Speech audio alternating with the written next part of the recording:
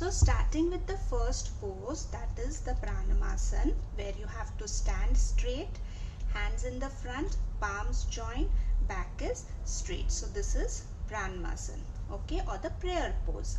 Then comes Hasta Uttasana, that is a raised arm pose. You have to bend back, palms together and inhale. Then comes Hasta Padasana, that is hand to foot pose. You have to bend in the front, try to touch your palms to your feet and don't bend your knees. You have to exhale in this pose. Then comes the Ashva Sanchalasana, that is equestrian pose, where you have to push one leg behind, other leg will be in front of the two palms and look in the front. So this is Ashva Sanchalasana or the equestrian pose, and you inhale in this pose.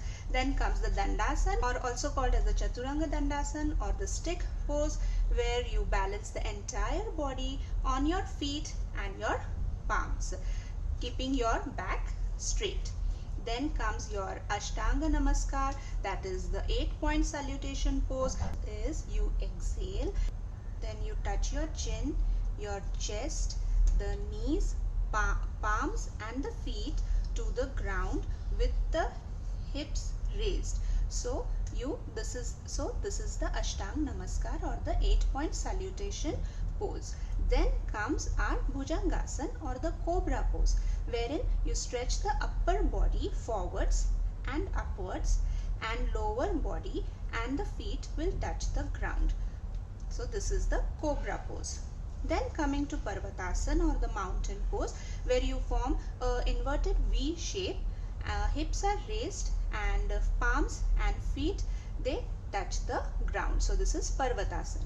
Then coming to Ashva Sanchalasana, that is the equestrian pose, wherein you take one leg behind, the other leg in the front and between the palms and look in the front. So this is the equestrian pose.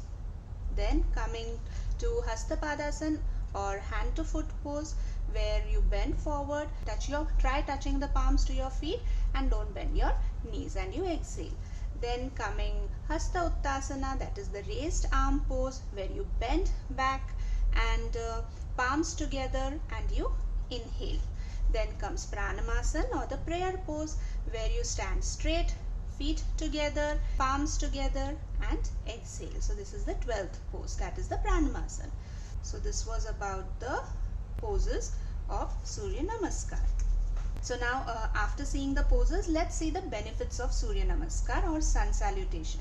That is, it tones the muscles, it improves the blood flow, it burns the fat, strengthens us, improve flexibility, improve posture, builds focus and relaxes mind.